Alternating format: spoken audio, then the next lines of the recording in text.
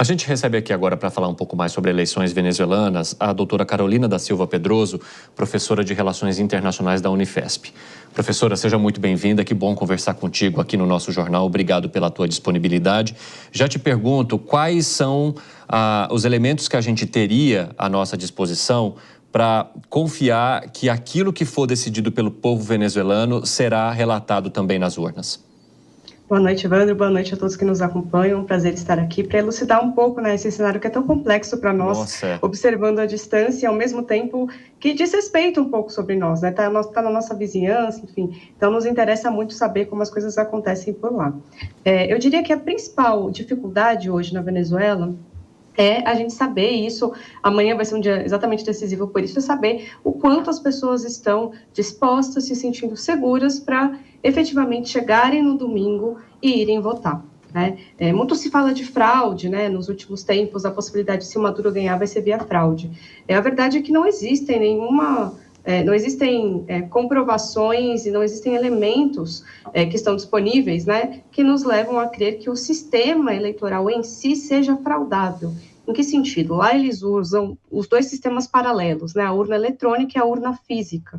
Depois que você deposita o voto na urna eletrônica, sai um comprovante, exatamente o comprovante que vai ali trazer as informações do voto que foi depositado na urna eletrônica, e esse comprovante deve ser depositado na urna física. Portanto, as informações têm que ser exatamente as mesmas. As dúvidas não pairam exatamente na contagem dos votos. As dúvidas pairam durante todo esse processo de campanha eleitoral, ou seja, quantas pessoas realmente estão indo votar convictas no candidato, ou se elas de alguma maneira foram coagidas, ameaçadas, enfim. Esse é o ponto, e isso é tão difícil da gente comprovar. Por isso a importância também da ida desses observadores internacionais nesse momento. Está havendo uma observação bem mais ampla do que nos pleitos anteriores. Agora, professora, essas observações, elas foram também de alguma forma se desmontando a partir de manifestações que foram feitas ali no país e principalmente pelo processo ter sido colocado em xeque. Depois daquela menção também feita pelo presidente Nicolás Maduro sobre o processo eleitoral brasileiro, o próprio Tribunal Superior Eleitoral deixa de mandar a sua equipe e faz uma manifestação criticando veementemente e com razão isso que foi dito pelo presidente Nicolás Maduro. Como é que a senhora vê essa tentativa de garantia da comunidade internacional e a resistência que vem pelo país, embora tenha assinado um tratado de que garantiria a transparência nas eleições?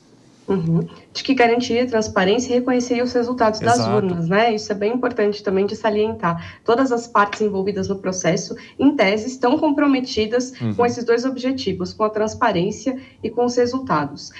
De fato, essa semana foi bastante conturbada nesse sentido, né? A delegação brasileira do TSE, formada por técnicos, queriam exatamente apurar essa questão técnica que nós falamos agora, sobre a contabilização dos votos, enfim, não vai ser enviada, nós entendemos a razão política, mas para, digamos, efeitos, de certa forma, para que essa observação internacional fosse mais efetiva, é uma perda, para que esse processo realmente aconteça nos termos que foram definidos. Outra delegação que deixou de participar foi uma parte da delegação colombiana, que também é um país bastante interessado em que esse processo aconteça da maneira mais pacífica possível, porque tem uma fronteira enorme, está ali do lado, é o país que mais recebeu imigrantes venezuelanos nesse período todo, mas ainda assim eu acho importante ressaltar que, apesar dessas dificuldades, existem pelo menos dois organismos muito importantes que estão participando dessa observação e que eu acho que vai ser muito significativo se nós ficarmos de olho no que eles têm a dizer depois sobre esse processo. Um deles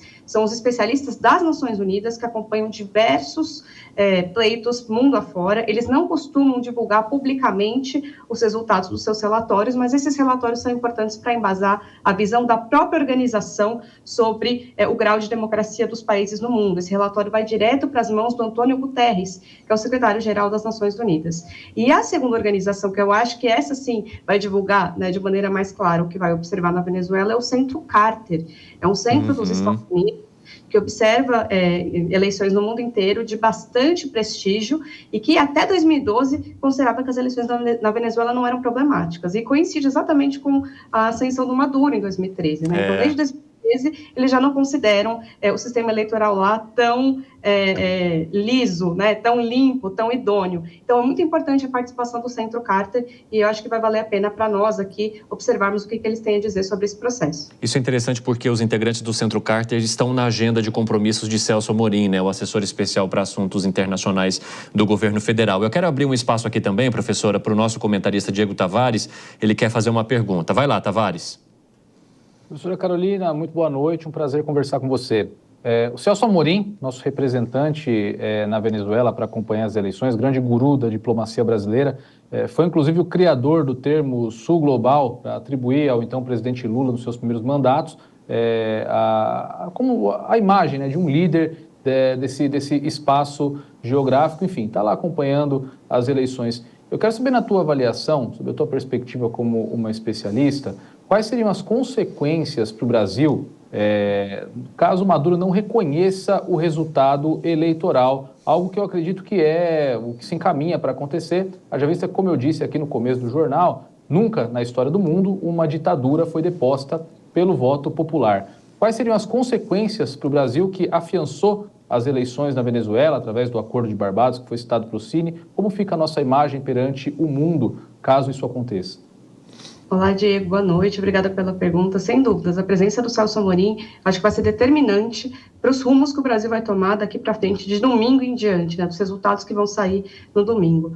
O fato de ele ter se reunido com o Centro Carter e com outros atores, inclusive com a oposição, hoje em Caracas, é essencial, né, exatamente pelo fato de que qualquer instabilidade, e me parece que esse é o cenário que está sendo desenhado, né, seja com a vitória do Maduro, ou se eventualmente a oposição, com muito esforço, conseguir ganhar, conseguir confirmar esse certo favoritismo que vem sendo aventado aí nas últimas semanas, a gente sabe que as partes não devem reconhecer a própria derrota, né? Ambos estão muito convictos da própria vitória. E qualquer sinal de instabilidade é muito negativo para nós, como você bem coloca.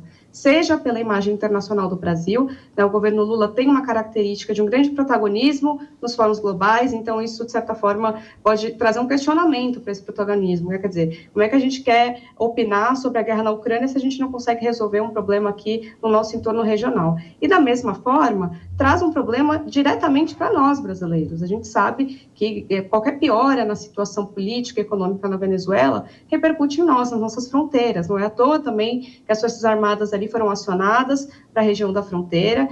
Os muitos venezuelanos que entraram no país nos últimos anos vieram exatamente pela região norte, que a gente sabe também que é uma região que já tem os seus próprios problemas, né, as suas próprias debilidades ali na prestação de serviços públicos para a população local e que acaba ficando sobrecarregada com a vinda desses imigrantes que chegam numa situação bastante carente, né? Então, a situação do Brasil, o fato de estarmos lá com a representação do Celso Amorim, eu considero que é essencial para que o Brasil consiga se posicionar daqui para frente, porque vai trazer problemas para nós qualquer instabilidade na Venezuela, né? E, principalmente, o fato de que nós somos considerados uma liderança regional pelo mundo vai nos obrigar também a, de certa forma, facilitar qualquer processo de mediação, porque tem uma informação que é crucial aqui.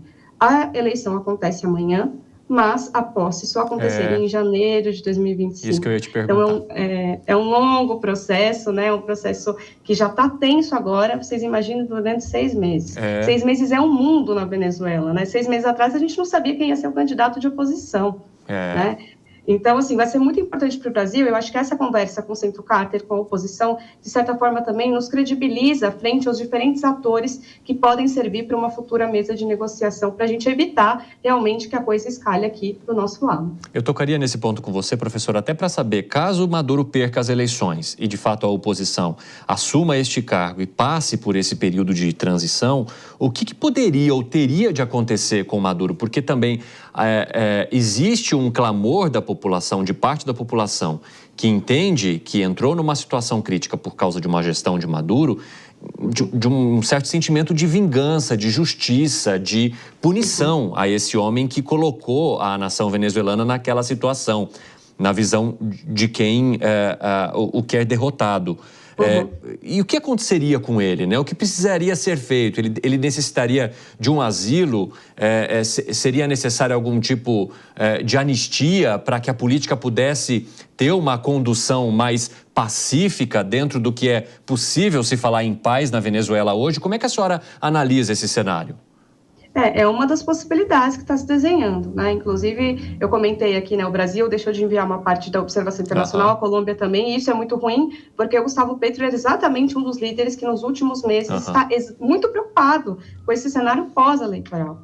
Ele tem se aproximado bastante da oposição, também com essa preocupação, né, de uma possibilidade de convivência mínima entre as partes no cenário pós-eleitoral. Ele, que historicamente é de esquerda, portanto já teria mais proximidade com Maduro, fez exatamente esse movimento de se aproximar da oposição para fazer essa construção de cenário posterior. O Edmundo Gonçalves, que é o cabeça de chapa, né, dessa campanha, ele tem dito, ele é um diplomata aposentado, então ele tem todo um traquejo, né, todo um jeito de falar muito moderado, muito calmo, e ele tem insistido muito nesse ponto, de que da parte dele, o Maduro não precisa se preocupar com a vida pós-presidência, só tem que se preocupar com como ele vai garantir a própria sobrevivência do ponto de vista econômico, né? Então, ele tem dito assim, não, tem que preocupar com o que ele vai viver, procurar um emprego, algo nesse sentido.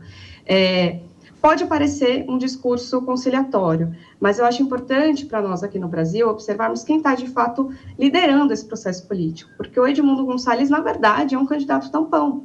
Quem é a candidata, de fato, é a Maria Corina. E a Maria Corina construiu toda a sua carreira política com base numa confrontação muito direta, tanto ao chavismo e depois contra o Maduro, né? E ela não tem exatamente um discurso muito conciliatório, né? Ela é muito, ela se aliou muito, né, a essa visão de que o Maduro é um responsável por crimes contra a humanidade. Então, acho difícil, até por toda a trajetória política e por ser ela a figura que tem carregado essa campanha, ela vai ser cobrada disso também, né? Quer dizer, olha, nós depositamos o voto em você, né? As pessoas que estão votando por ela clamam por liberdade, né? São os votos ali que eles colocam de esperança na candidatura do Edmundo Gonçalves, vai dizer, olha, a gente votou por uma mudança e essa mudança não tem como acontecer com essas pessoas soltas, com essas pessoas sem sofrer nenhum tipo de punição.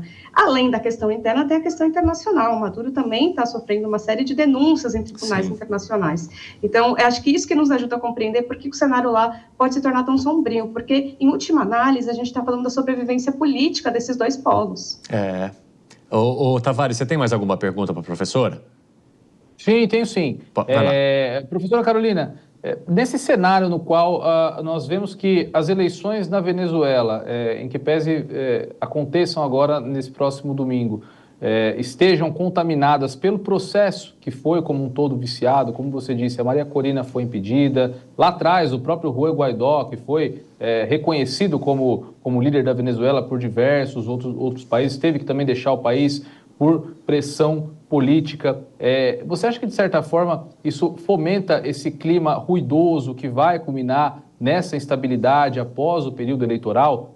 A falta de um processo democrático claro, em que pese aí as delegações que vão acompanhar, o pessoal que vai fazer a apuração do processo, já pode-se falar que a Venezuela não terá, nesse ciclo, eleições livres, eleições limpas?